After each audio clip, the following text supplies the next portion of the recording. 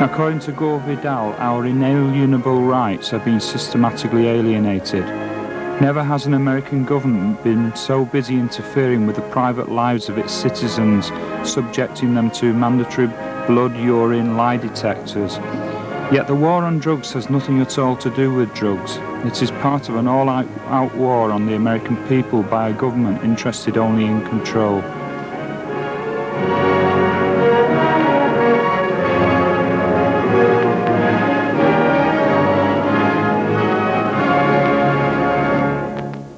We are, as Democrats, in the words that Ross Perot himself spoke today, a revitalized Democratic Party. When nominee Bill Clinton made the statement to the Democratic Convention in 1992, he was appealing to voters from all sides to come together and vote Republican President George Bush out of office.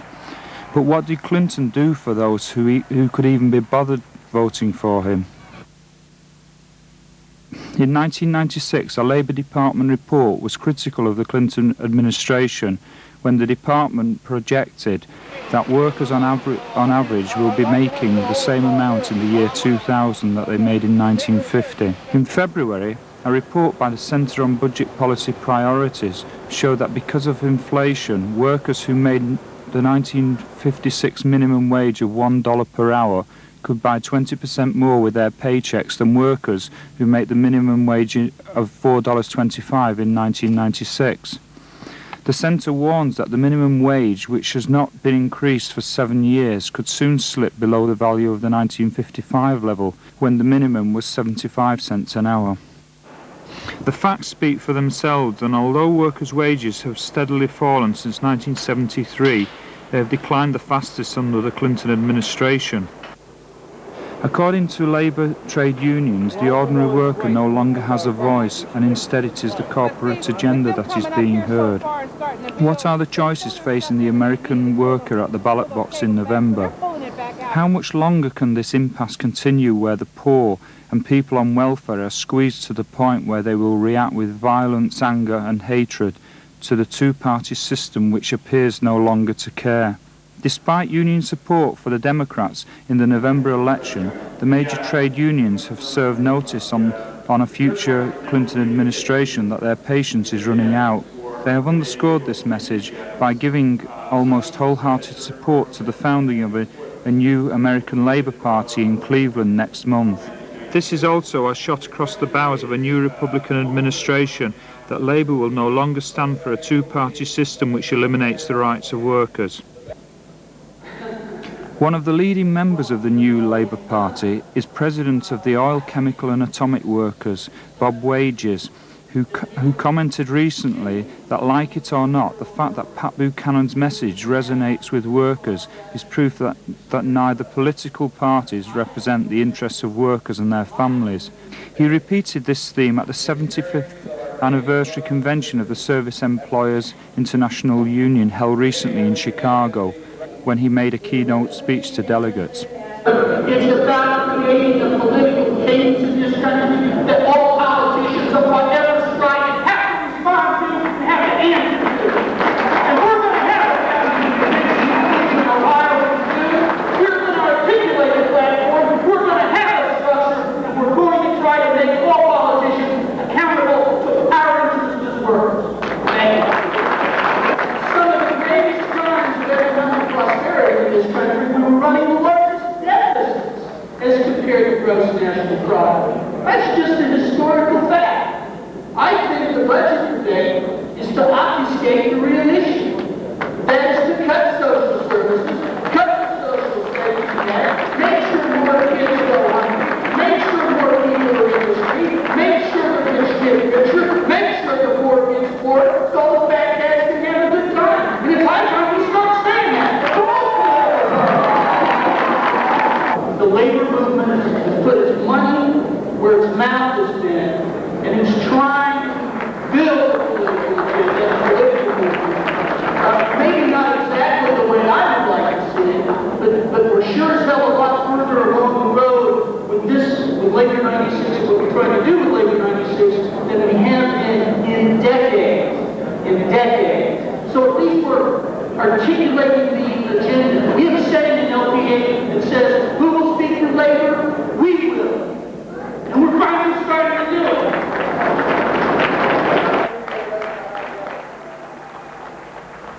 To help us understand why America needs a third party, I spoke with 4 people: journalist David Moberg, Signe Gleason, a member of the Nurses Association, Frank Rosen, a former electrical trade union leader, and Willie Hampton, a member of the executive board of the Service Employers International Union. Signe Gleason explains what choice is facing workers. And I think that, the success of Patrick Buchanan, I think, is an indictment really about our political parties and the fact that nobody is articulating the real issues that are, I think, driving the decline of our society and the increasing suffering in our society. And I think Labor Party Advocates offers a very reasonable forum. So I don't see it's anything that is going to be immediately changed. I don't think in my lifetime it'll be changed, but I think it's a movement that I think can grow. That there is, I think that we do sound a resonant chord in most people's minds when I start talking about Labor Party advocates. Most people, when you ask them, are the Democrats or the Republicans meeting your needs? People say no, and clearly the low voter turnout, I believe, is in part fact that people think it doesn't make any difference whether you vote. David Moberg blames this impasse on a lack of vision by the way in which the Democrats have put together a hodgepodge of programs and constituencies which seem to lack an overall vision. And that's been one of the problems, say, for the Democrats, of just sort of trying to add each little movement, each little constituency, hoping that a program here and a program there will kind of make them all coalesce together, but without any kind of coherent vision.